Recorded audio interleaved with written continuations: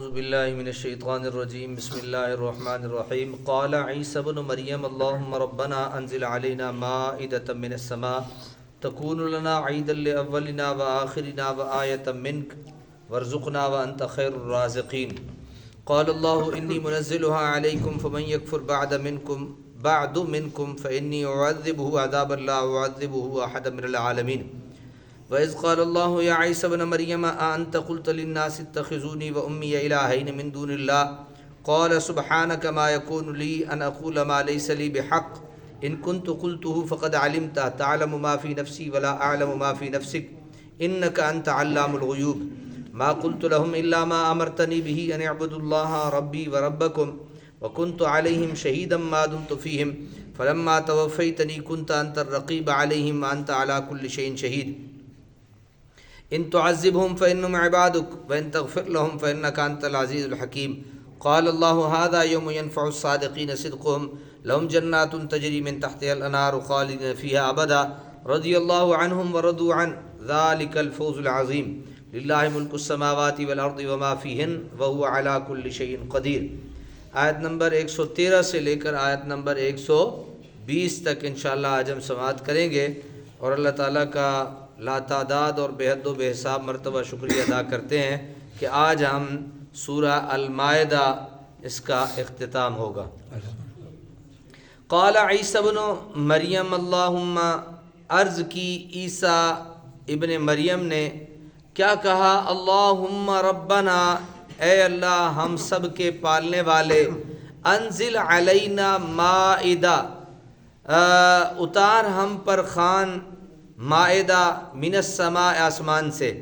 انہوں نے جب مطالبہ کیا کہ جناب آپ ہم پہ کیا مائدہ، کیا دسترخوان اللہ کی بارگاہ میں عرض کریں تو اللہ تعالیٰ یہ اتار سکتا ہے، تو اللہ کے نبی حضرت عیسیٰ علیہ نبینا علیہ الصلاۃ والتسلیم نے اللہ کی بارگاہ میں گزارش پیش کر دی، اللہم ربنا انزل علینا مائدۃ من السماء، آسمان سے ہم پہ مائدہ اتار، خوان اتار۔ اللہ اکبر۔ جب وہ اتر آئے تو تکون لنا عیدا، بن جائے ہم سب کے لیے خوشی کا دن۔ وہ جو آسمان سے تیری نعمت اترے گی تو وہ دن ہمارے لیے کیا بنے گا، خوشی کا دن بن جائے گا۔ مزے کی بات، لِأَوَّلِنَا وَآخِرِنَا، جو دسترخوان اترا جو اس سے پہلے تھے ان کے لیے بھی، اور جو اس کے بعد ہوں گے ان کے لیے بھی، وآیۃ منک، اور ہو جائے ایک نشانی تیری طرف سے، وارزقنا وانت خیر الرازقین، اور رزق دے ہمیں اور تو سب سے بہترین روزی دینے والا ہے۔ یہاں آیا نا کہ اللہ کے نبی نے دعا مانگی اللہم ربنا، اب اللہم اصل میں یا اللہ ہے، حرف ندا کی جگہ 2 میم آخر میں بڑھا دیے، دعا کے یعنی یا حرف ندا ہے اس کو ہٹا دیا، اور اللہ کے بعد 2 میم لگا دیے جو اس کے مترادف آیا، اے اللہ۔ دعا کے لیے ہاتھ اٹھاتے وقت حضرت عیسیٰ علیہ السلام نے ایک اسم ذاتی، یہ اللہ کا جو اللہ نام ہے یہ کیا ہے، اس میں ذاتی ہے، اور دوسرا اسم صفاتی جو ربنا ذکر کیا، رب میرے اللہ کا صفاتی نام ہے، اللہ میرے اللہ کا کیا ہے، ذاتی نام ہے، دونوں ذکر کیے، کیونکہ لفظ اللہ تمام صفات کمالیہ کا جامع ہے، رحمت، بخشش، مغفرت سب اس کے ضمن میں آ گئے، اور ربنا سے، ربنا کہتے ہیں اے پالنے والے، رب کسے کہتے ہیں، پالنے والے۔ اب مانگا چونکہ جا رہا تھا کھانے پینے کی کوئی چیز تو ربنا لفظ استعمال کر کے رب سے مانگا۔ ربنا سے صفت ربوبیت کو مؤکد کیا گیا، کیونکہ جس چیز کے متعلق سوال کیا جا رہا ہے اس کا اس صفت سے خصوصی تعلق ہے۔ مائدہ، مائدہ اس دسترخوان کو کہتے ہیں جس پر کھانا چنا ہوا ہو، صرف کھانا نہیں مانگا، دسترخوان مانگا، اور دسترخوان بھی ایسا مانگا جس پہ کھانا، یعنی لگا لگایا کھانا نیچے اترے، یہ کھائیں اور پھر یہ فارغ۔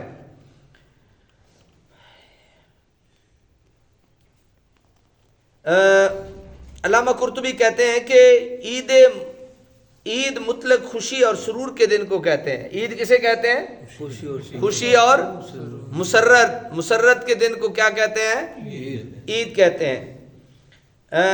لِأَوَّلِنَا وَآخِرِنَا سے مراد یہ ہے کہ جو اس معاہدہ کے نازل ہونے سے پہلے ایمان لا چکے اور جو بعد میں ایمان لائیں گے، یہ سب کے لیے فرحت و شادمانی کا دن ہو۔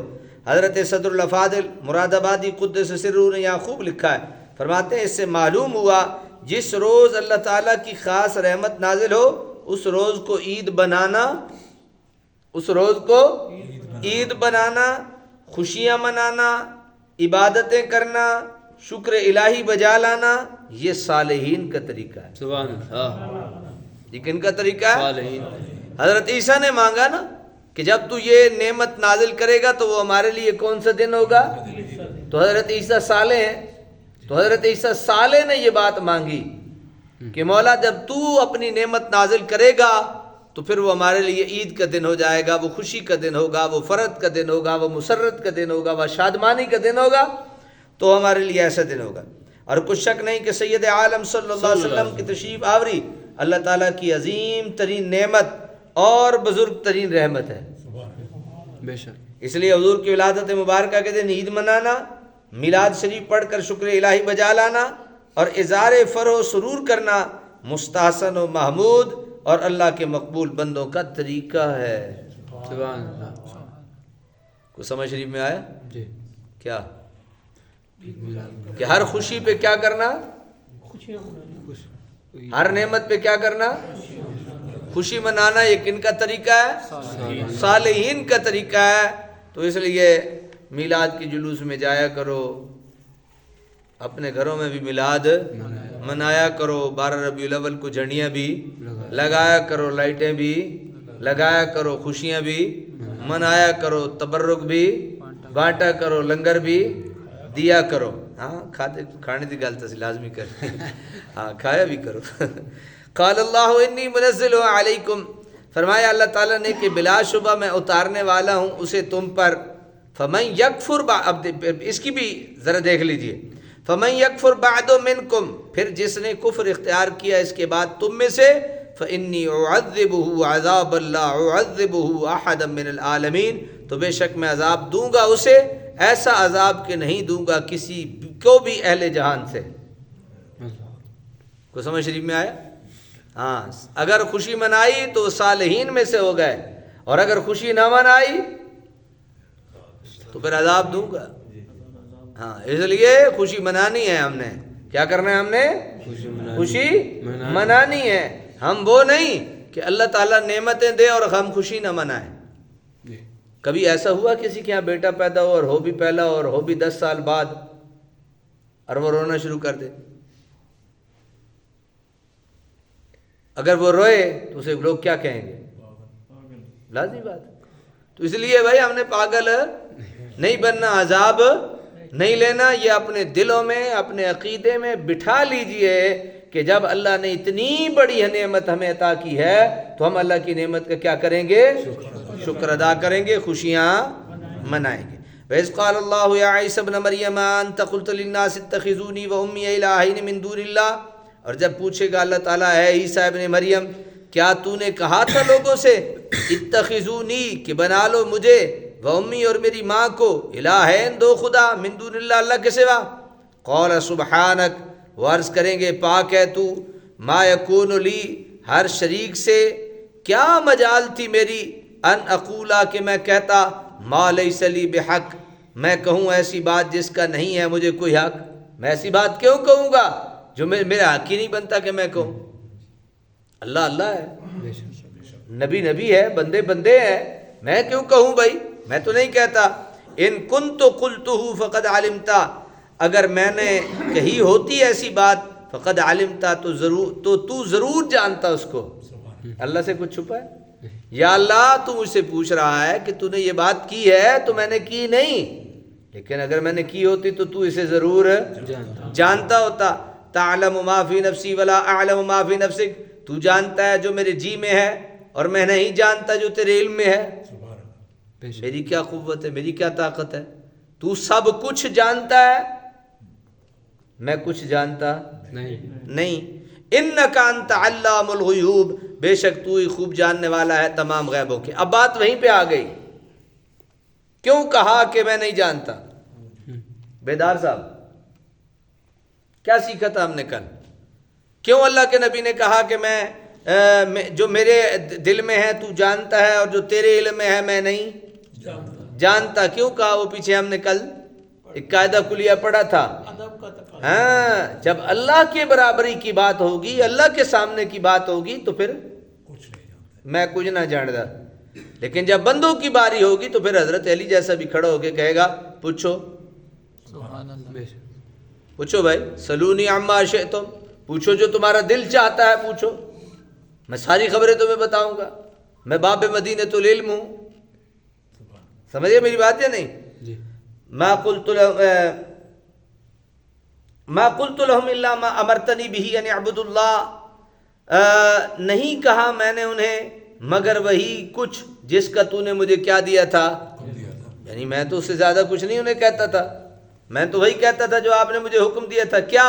ان اعبدوا اللہ، عبادت کرو اللہ کی، ربی و ربکم، جو میرا بھی پروردگار ہے اور تمہارا بھی پروردگار. سبحان اللہ. وکنت علیہم شہیدا، اور تھا میں ان پر گواہ، ما دمت فیہم، جب تک میں رہا ان میں تو میں گواہ تھا. فلما توفیتنی، پھر جب تو نے مجھے اٹھا لیا، کنت انت الرقیب علیہم، تو ہی نگران تھا ان پہ. وانت علی کل شیء شہید، اور تو ہر چیز کا مشاہدہ کرنے والا ہے. اللہ اکبر. بعض جلیل القدر تابعین مجاہد اور حسن کی رائے تو یہ ہے کہ جب انہوں نے ناشکری پر سخت ترین عذاب کی دھمکی سنی تو اپنا مطالبہ واپس لے لیا، انہوں نہیں چاہیے دسترخوان. لیکن جمہور علماء کا قول یہ ہے کہ مائدہ بالفعل نازل ہوا، اس میں کون کون سے کھانے تھے اس کی تفصیل نہ یقینی علم ہے اور نہ اس کے جاننے کی ضرورت ہے. اٹکل پچو اللہ دا واسطہ ہے، اپنی طرف کوئی سوچنا نہیں. جدو اللہ نہیں بیان کیتا سانو کی سوچنے دی لوڑ ہے؟ وہ حلوے جے ہے یا وہ بھنے بٹیرے ہے، بھائی وہ کیا تھا ہمیں ضرورت ہی نہیں، ضرورت ہوتی اللہ ہمیں بتا دیتا. تو اس لیے یہ ہمارا وہ جھگڑا پیچھے سے چلا آ رہا ہے جو آپ امید ہے اب سمجھ گئے ہوں گے کہ ہم نے خواہ کسی بات کو کوریدنا نہیں، بس جو اللہ نے کہہ دیا ہم نے اس پہ عمل کرنا ہے اور اسی کو حتمی یقین تصور کرنا ہے. جمہور مفسرین کا قول یہ ہے کہ یہ سوال جواب قیامت کے دن ہوگا، یعنی یہ اذ قال اللہ یا عیسی ابن مریم انت قلت للناس والا. اس سے پہلے آیت یوم یجمع اور بعد کی آیت یوم ینفع اس کی مؤید ہے. سوال ہمیشہ اس لیے نہیں کیا جاتا کہ سائل کو اس چیز کا علم نہیں ہوتا، سوال اس لیے نہیں کیا جاتا کہ سائل کو علم نہیں ہوتا. اب استاد جو سوال پوچھتا ہے شاگرد سے تو اسے پتہ نہیں ہوتا. تو رسول اللہ صلی اللہ علیہ وسلم نے بھی بعض سوال کیے اپنی امت سے، تو لوگوں نے یہ کہنا شروع کر دیا کہ جناب اگر پتہ ہوتا تو رسول اللہ پوچھتے، پتہ ہوتا تو رسول اللہ پوچھتے. تو جناب ہر سوال پوچھنے کا مطلب یہ نہیں ہوتا کہ سوال پوچھنے والے کو پتہ نہیں، وہ امتحان بھی لے رہا ہوتا ہے. تو یہاں بھی اللہ تبارک و تعالیٰ کو نہیں پتہ تھا کہ حضرت عیسیٰ نے کہا ہے یا نہیں کہا. تو پھر کیا اگر اسی طریقے سے اسی نظریے اور اسی سوچ کو ہم لے کے آئیں کہ جب پتہ نہیں تھا تو حضرت حضور صلی اللہ علیہ وسلم نے پوچھا کیوں، تو جناب پھر یہ بھی اعتراض ہوگا پھر اللہ نے کیوں پوچھا. پھر آپ کہیں گے اللہ وہ پھر وہی بات اب اللہ پہ تھوپنے کی کوشش کریں گے تو کافر ہو جائیں گے. حضرات سمجھ گئے یا نہیں؟ اللہ سے کچھ چھپا ہے؟ اللہ سے کچھ چھپا نہیں. وہ ظاہر باطن جہاں جہاں جو کچھ ہے وہ سب اللہ جانتا ہے. تو یہاں پوچھنے کا مقصد یہ نہیں تھا کہ اللہ جانتا نہیں تھا، یہاں پوچھنے کا مقصد یہ تھا کہ حضرت عیسیٰ کی گواہی دلوانا مقصود تھا کہ میں نے واقعتاً یہ انہیں نہیں کہا کہ میری عبادت کرو. مسیح دنیا میں حضرت مریم کی پرستش کو پوشیدہ امر نہیں، وہ ان کے قد آدم مجسمے بنا کر اپنے گرجاؤں کی محرابوں میں رکھتے ہیں اور تمام رسوم پرستش بجا لاتے ہیں. حضرت مسیح کا جواب قابل غور ہے. الزام آپ پر لگ رہا ہے کہ کیا آپ نے ایسا کہا ان اعبدوا اللہ ربی و ربکم، اللہ تعالیٰ کا مقبول بندہ اپنی صفائی میں لب کشائی نہیں کرتا بلکہ اپنے رب کی عظمت و پاکی بیان کرتا ہے اور اپنی صفائی اپنے سب کچھ جاننے والے خدا کے سپرد کر دیتا ہے. یعنی اے میرے رب تجھ سے کوئی بات مخفی نہیں، زمین و آسمان کے سب چھپے ہوئے اسرار تجھے معلوم ہیں، میں کیا اپنی صفائی پیش کروں. تو جانتا ہے کہ میں نے یہ الفاظ ہرگز نہیں کہے، اور تیرا یہ بندہ جس پر ہر لحظہ تیرے کرم کی بارش ہو رہی ہے، کیا اتنا نا شکر گزار بن سکتا ہے اور یہ جرت کر سکتا ہے کہ ایسی بات کا مدعی بنے جس کا اسے کوئی حق ہی نہیں؟ سبحان اللہ، کیا شان ہے بارگاہ خداوندی میں ادب و تعظیم کی۔ یعنی میں نے تو انہیں وہی کچھ کہا جس کے کہنے کا تو نے مجھے حکم فرمایا۔ میں نے تو انہیں صاف صاف اور بار بار کہا تھا کہ تم صرف اس رب العزت کی عبادت کرنا جو میرا بھی مالک ہے اور پروردگار ہے اور تمہارا بھی۔ جب تک میں ان میں رہا اس وقت تک میں ان کی نگہبانی کرتا رہا، اور جب تو نے مجھے آسمان پر اٹھا لیا تو ہی ان کا نگہبان تھا۔ یہاں بعض لوگوں نے توفی تنی کے لفظ سے حضرت عیسیٰ کی موت کو ثابت کرنے کی کوشش کی، حالانکہ یہ غلط ہے، کیونکہ توفع کا حقیقی معنی مارنا نہیں بلکہ کسی چیز کو پوری طرح اپنے قبضے میں لے لینا ہے۔ وفات پا گئے، اس کا مطلب کیا ہوتا ہے؟ مر گئے۔ اس کا مطلب یہ ہوتا ہے کہ اللہ تعالیٰ نے اس بندے کی عمر پوری کر دی، جو اس کا پورا وقت تھا وہ پورا کر دیا، اور اس کو پورا اپنے قبضے میں لے لیا۔ سمجھ آ گئی؟ جتنے بھی موت کے لیے لفظ استعمال ہوتے ہیں ان سارے لفظوں کا معنی ہی یہ نہیں کہ مر گیا اور ختم ہو گیا۔ جس طرح وفات ہے تو وفات کا کیا ہوتا ہے؟ وفا یوفی، پورا ہونا کسی چیز کا، فلاں پورا ہو گیا، تو پورا ہونے کا مطلب یہ نہیں کہ وہ مر گیا اور ختم ہو گیا، بالکل جس طرح ایک قوم کا عقیدہ ہے کسی چیز کو کامل طور پر اپنے قبضے میں لے لینا۔ بیضاوی نے بھی یہی کہا، تاج العروس میں ہے، اور یہ لفظ موت کے معنی میں بطریق مجاز استعمال ہوتا ہے، یہ بطریق مجاز استعمال ہوتا ہے۔ چنانچہ حضرت حسن بصری فرماتے ہیں کہ لفظ وفات قرآن میں 3 طرح استعمال ہوا ہے۔ نمبر 1 وفات موت، نمبر 2 وفات نوم، اور نمبر 3 وفات رفع۔ پہلی وجہ کی مثال اللہ یتوفی الانفس حین موتہا، یعنی اللہ تعالیٰ موت کے وقت نفسوں کو اپنے قبضہ میں لے لیتا ہے۔ دوسری وجہ کی مثال وہو الذی یتوفاکم باللیل، اللہ تعالیٰ کی وہ ذات ہے جو رات کو نیند کے وقت تمہارے نفسوں کو اپنے قبضے میں لے لیتی ہے۔ تیسری وجہ کی مثال یا عیسیٰ انی متوفیکا، اے عیسیٰ میں تمہیں زمین سے اٹھا کر اپنے قبضہ اور حفاظت میں لے لوں گا۔ سمجھ آ گئی جی؟ وہ تینوں جو معنی تھے ان کو بیان کر دیا ہے۔ اب یہ لفظ ان متعدد معنی میں استعمال ہوتا ہے تو اس بات کا یقین کرنے کے لیے کسی موقع پر ان متعدد معانی سے کون سا معنی مراد ہے دوسرے قرائن کو دیکھنا ہوگا، اور اگر حدیث صحیح سے کوئی معنی متعین ہو جائے تو پھر دوسرے معانی کا احتمال ختم ہو جائے گا اور صرف وہی معنی لیا جائے گا جو حضور صلی اللہ علیہ وسلم نے مقرر فرما دیا، کیونکہ کتاب کے بیان کا حق اللہ تعالیٰ نے اپنے رسول کو تفویض فرمایا، اس کے بعد کسی قیل و قال کی گنجائش نہیں رہتی۔ جب احادیث نبویہ میں یہ صراحت موجود ہے کہ حضرت عیسیٰ کو زندہ آسمانوں پر اٹھا لیا گیا، تو اب آیات قرآنی کو اپنے اغراض و احوا کا لباس پہنانا سراسر بے دینی اور بے باکی ہے۔ سمجھ آ گئی؟ ان تعذبہم فانہم عبادک، اگر تو عذاب دینے تو وہ بندے ہیں تیرے، وَإِن تَغْفِرْ لَهُمْ، اور اگر تو بخش دے ان کو تو فَإِنَّكَ أَنْتَ الْعَزِيزُ الْحَكِيمُ، تو بلا شبہ تو ہی سب پر غالب اور بڑا دانا ہے۔ حضرت عبداللہ ابن عمر بن العاص رضی اللہ عنہ فرماتے ہیں کہ حضور نبی اکرم صلی اللہ علیہ وسلم نے یہ آیت پڑھی، فَمَن تَابِعَنِي فَإِنَّهُ مِنِّي وَمَنْ عَصَانِي فَإِنَّكَ أَنْتَ الْعَزِيزُ الرَّحِيمُ عزیز الحکیم، اے میرے رب جس نے میری فرمانبرداری کی وہ میرے گروہ سے ہوگا، اور جس نے نافرمانی کی تو ہی عزت و حکمت والا ہے۔ اور پھر یہ آیت تلاوت فرمائی ان تعذبہم، پھر حضور زار و قطار رو پڑے، عرض کی اللہم امتی اللہم امتی اللہم امتی۔ اللہ تعالیٰ نے جبریل کو حکم دیا میرے محبوب کے پاس جاؤ اور اس سے رونے کی وجہ پوچھو، حالانکہ اللہ تعالیٰ سب کچھ جانتا ہے۔ جبریل حاضر ہوئے، دریافت کیا تو رحمت عالم نے اپنی امت کی بخشش کے متعلق اندیشہ ظاہر کیا۔ اللہ تعالیٰ نے پھر جبریل کو یہ پیغام دے کر اپنے محبوب کے پاس بھیجا، فقال اللہ یا جبریل اذهب الى محمد فقل انا سنردیک فی امتک ولا نسوءک۔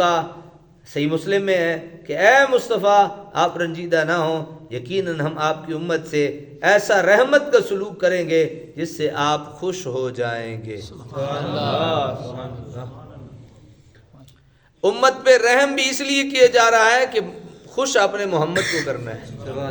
بے شک، اللہ اکبر اللہ اکبر ہے جی۔ ہم گندے مندوں سے، ہم گناہوں سے بھرے ہوئے لتھڑے والے لوگوں سے، ہم سے بھی رحمت اس لیے کرنی ہے کہ خوش اپنے محبوب کو کرنا ہے۔ اور ان سے ایسا معاملہ نہ ہوگا جو آپ کو ناگوار گزرے۔ الحمدللہ جس نے ہم سے آکاروں کو ایسے کریم اور بے کس پرور نبی کی امت ہونے کا شرف بخشا، صد شکر کے ہنستے میان دو کریم۔ سبحان اللہ کا شکر ہے کہ اس نے ہمیں دو کریموں کے درمیان رکھا ہے۔ یا رب تو کریم ہے و رسول تو کریم، یا اللہ تو بھی کریم ہے اور تیرا رسول بھی کریم ہے۔ صد شکر کے ہنستے میان دو کریم، مولا تیرا کروڑا مرتبہ شکر ہے کہ تو نے ہمیں دو کریموں کے درمیان رکھا ہے، ایک طرف تو کریم ہے، ایک طرف تیرا محبوب کریم۔ قال اللہ هذا یوم ينفع الصادقین صدقهم، فرمایا اللہ تعالیٰ نے یہ ہے وہ دن جس میں فائدہ پہنچائے گا سچوں کو ان کا سچ۔ لہم جنات تجری من تحتها الانہار، ان کے لیے باغات ہیں رواں ہیں جن کے نیچے نہریں، خالدین فیہا، وہ ہمیشہ ہمیشہ ان میں رہیں گے، ابدا ہمیشہ ہمیشہ۔ رضی اللہ عنہم ورضوا عنہ، راضی ہو گئے اللہ تعالیٰ ان سے اور راضی ہو گئے وہ اللہ تعالیٰ سے۔ ذالک الفوز العظیم، یہی ہے بڑی کامیابی۔ للہ ملک السماوات والارض وما فیہن، اللہ کے لیے ہے بادشاہی سب آسمانوں کی اور زمین کی، وما فیہن، اور جو کچھ ان میں ہے، وہو علی کل شیء قدیر، اور وہ ہر چیز پر پوری قدرت رکھنے والا۔ ابن حیان فرماتے ہیں کہ اللہ کی رضا ہی سب سے بڑی کامیابی ہے، کیونکہ اس کی نعمت عظمیٰ کے سامنے جنت اور نعیم جنت کی کیا وقت ہے۔ یہ آخری آیت گویا اس آیت کریمہ کے سر پر زرین تاج ہے، سب شبہات کا ازالہ، سب گمراہیوں کا رد اور سب حقائق کا حاصل اور نچوڑ اس میں بیان کر دیا۔ فرمایا زمین اور آسمان اور ان میں خاکی، ناری اور نوری، بے جان، جاندار، بے شعور، باشعور، جو کچھ بھی ہے سب اللہ وحدہ لا شریک کی ملکیت ہے، اس کے سوا اور کوئی خدا نہیں، کوئی خدائی میں شریک نہیں، کوئی اس کا بیٹا نہیں، سب اس کے بندے اور اس کے حکم کے پابند ہیں، ہر چیز اسی کی قبضہ قدرت میں ہے۔ وہ اگر کسی کو کوئی چیز نہ دے یا دے کر چھین لے تو کوئی دم نہیں مار سکتا، اور اپنے محبوبوں کو، خصوصاً اپنے محبوب ترین بندے سید المرسلین کو جو دینا چاہ وہ دے دیتا ہے، کوئی اعتراض نہیں کر سکتا۔ بے شک۔